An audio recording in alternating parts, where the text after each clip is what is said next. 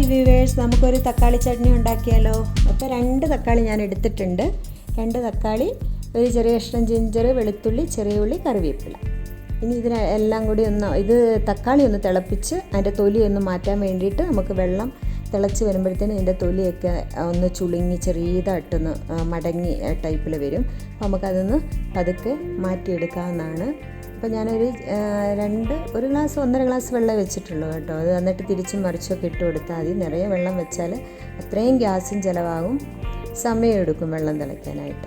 ഇതാകുമ്പോൾ പെട്ടെന്ന് വെള്ളം തിളയ്ക്കും, നമുക്ക് ഇടയ്ക്കൊന്ന് മറിച്ചിട്ട് കൊടുത്താൽ മതി. 2 മിനിറ്റ് കൊണ്ട് കാര്യം കഴിയും.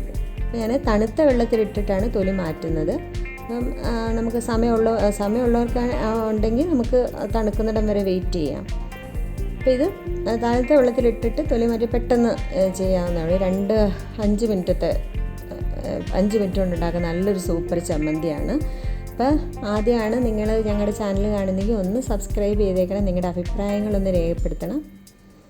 അപ്പോൾ ഞാൻ ബാക്കി ചെയ്യാൻ പോകുന്നത് നമ്മുടെ ഒരു 2 സ്പൂൺ വെളിച്ചെണ്ണ ഒഴിച്ചിട്ടുണ്ട്. അത് ചൂടായതിന് ശേഷം ഗാർലിക്ക്, ചെറിയ ഉള്ളി, ചെറിയ കഷ്ണം ഇഞ്ചി, കറിവേപ്പില ഇത്രയും ഇട്ടൊന്ന് നന്നായിട്ട് വഴറ്റിയെടുക്കുകയാണ്. ഇത് നമുക്കൊന്ന് തക്കാളി നമ്മൾ എടുത്ത് വെച്ചിരിക്കുന്ന തൊലി മാറ്റി വെച്ചിരിക്കുന്ന തക്കാളിയും ഇതും എല്ലാം വഴന്ന് കഴിയുമ്പോഴത്തേനും നമുക്കൊന്ന് അരച്ചെടുക്കണം, നല്ല പേസ്റ്റാക്കി എടുക്കണം. അപ്പോൾ ഇത് നന്നായിട്ട് വഴന്നിട്ടുണ്ട്. അപ്പോൾ ഞാനത് മിക്സിയിലോട്ട് മാറ്റുവാണ്. തക്കാളിയും കൂടെ നമുക്കിതിൻ്റെ കൂട്ടത്തിൽ ഇട്ട് കൊടുത്തിട്ടൊന്ന് അരച്ചെടുക്കാം. അപ്പോൾ ഇനി ചെയ്യേണ്ടത് എന്നാന്ന് വെച്ചാൽ, അപ്പോൾ തക്കാളി അരയ്ക്കുന്നതിനൊപ്പം പാകത്തിന് ഉപ്പ് ചേർക്കണേ. ഉപ്പ് ചേർക്കാൻ മറക്കരുത്. അപ്പോൾ ഞാൻ ബാക്കി ഇനി നമ്മുടെ കടുക് താളിക്കാൻ വേണ്ടിയിട്ടാണ്. അപ്പോൾ ഞാൻ വെളിച്ചെണ്ണ തന്നെയാണ് വീണ്ടും ഉപയോഗിച്ചിരിക്കുന്നത്. 1 സ്പൂണ് കടുക്, 1/2 ടീസ്പൂണ് ഉഴുന്ന് പരിപ്പാണ് ഇട്ട് കൊടുത്തിരിക്കുന്നത്. അപ്പോൾ അത് നന്നായിട്ട് പൊട്ടിക്കഴിയുമ്പോഴത്തേക്കിന് നന്നായിട്ട് പൊട്ടിക്കഴിയുമ്പോൾ നമ്മൾ അരച്ച് വെച്ചിരിക്കുന്ന നല്ല പേസ്റ്റാക്കി വെച്ചിരിക്കുന്നത് ചേർത്ത് കൊടുക്കണം.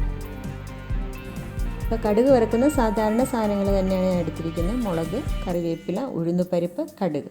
അപ്പോൾ ഇതിനകത്തോട്ട് ഞാൻ 1 ടീസ്പൂണ് മുളക് പൊടിയും കൂടെ ചേർത്ത് കൊടുത്തു. ഇനി നമുക്ക് ചേർക്കേണ്ട, അപ്പോൾ കാശ്മീരി ചില്ലി പൗഡറാണ് ചേർത്തത്.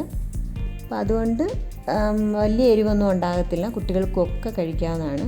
അപ്പോൾ നമ്മുടെ തക്കാളി പേസ്റ്റ് അതിലേക്ക് ഒഴിച്ച് ഒന്ന് ചെറുതായിട്ടൊന്ന് തിളച്ചാൽ മതി, ഒത്തിരി നേരം വേണ്ട, ഒന്ന് ജസ്റ്റ് ഒന്ന് തിളച്ചാൽ മതി.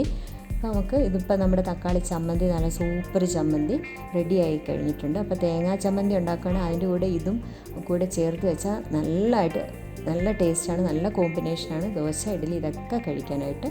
അപ്പോൾ എല്ലാവരും തയ്യാറാക്കി നോക്കുക.